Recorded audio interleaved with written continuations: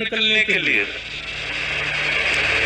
हम आप सब मध्यस्थ वाले हैं, इसलिए हमको यत्न ज्यादा करना पड़ता है, क्योंकि हमने भोग भी देख रखे हैं और वैराग्य त्याग भी देख रहे हैं, इसलिए हमको थोड़ा परिश्रम ज्यादा है। पर दो प्रकार के लोग, या तो अति भोग जिन्होंने किया हो या स्पर्श ही ना किया हो भोग वस्तु का, इनमें निष्काम प्रेम का उद्दीपन सहजता से हो जाता है। रूप सनातन गोस्वामी, अमर और संतोष,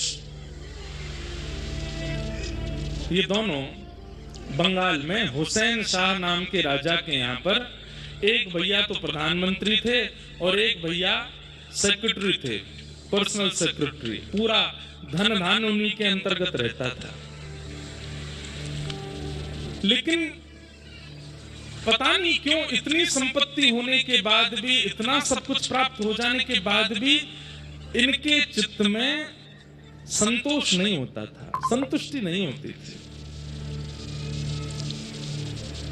और तब ये ढूंढते रहते थे कि हम क्या करें जिससे हमारे चित्त को संतोष हो।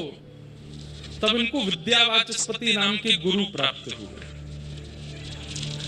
और उन्होंने इनको ठाकुर जी का जितना उनको पता था उतना ज्ञान, सेवा का, नाम जप का थोड़ा बहुत बताया।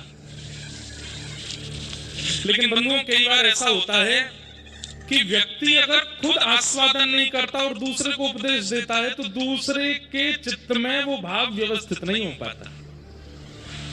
हमारी बात ध्यान से सुनिएगा, वैसे तो वक्ताओं के लिए बात है। अगर आपने स्वयं आस्वादन नहीं किया किसी भाव का और आप मंच से बोल रहे हो तो श्रोताओं के चित्त में वो व्यवस्थित नहीं हो पाएगा।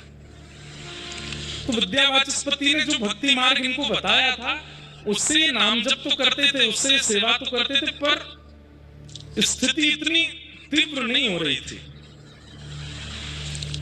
कहते हैं 12 घंटा तो राज भवन में रहते थे और शाम को वापस आकर के दोनों भैया स्नान ध्यान करके, तिलक आदि लगा करके, नेत्र बंद करके फिर ठाकुर जी का ध्यान करते, फिर भजन करते थे।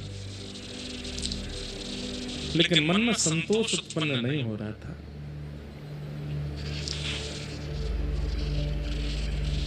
तभी आपने किन्हीं के द्वारा महाप्रभु श्री चैतन्य जी का नाम सुना।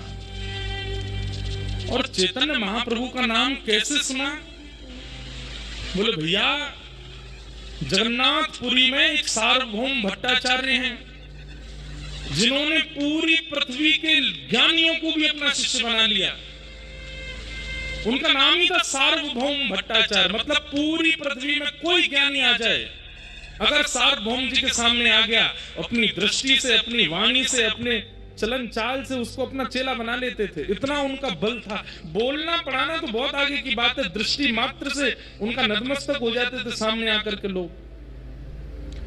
उन सार्वभौम भट्टाचार्य जी को चैतन्य महाप्रभु ने अपना अनुयायी बना लिया और इस बात का बड़ा प्रकाश हो गया। उड़ीसा में, बंगाल में, जहां जहां जाएं तो लोग बाग यही चर्चा करें। बोले भैया, एक जगन्नाथपुरी में एक बाबा रहते हैं, कौन, क्या नाम उनका? चैतन्य महाप्रभु, कृष्ण चैतन्य महाप्रभु।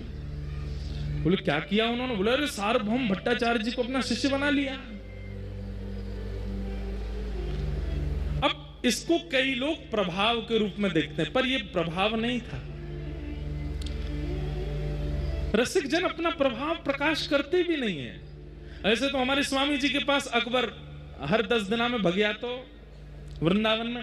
अरे हमने तो ऐसा भी सुना है कि अकबर ने जब स्वामी जी का रूप देखा, स्वामी श्री हरदास जी का, तो अकबर के चित्त में इतनी विरक्ति आ गई कि उसके मन में आया कि मैं सब बादशाह पना छोड़ छाड़ करके निधिवन राज में एक कुंज मुझे मिल जाए, मैं यहीं रहूं, इनको 24 घंटा देखा करूं, भजन नहीं करूंगा, नाम जप आदि तो बाद की बात है, केवल स्वामी जी को देखने के लिए रहूं मैं।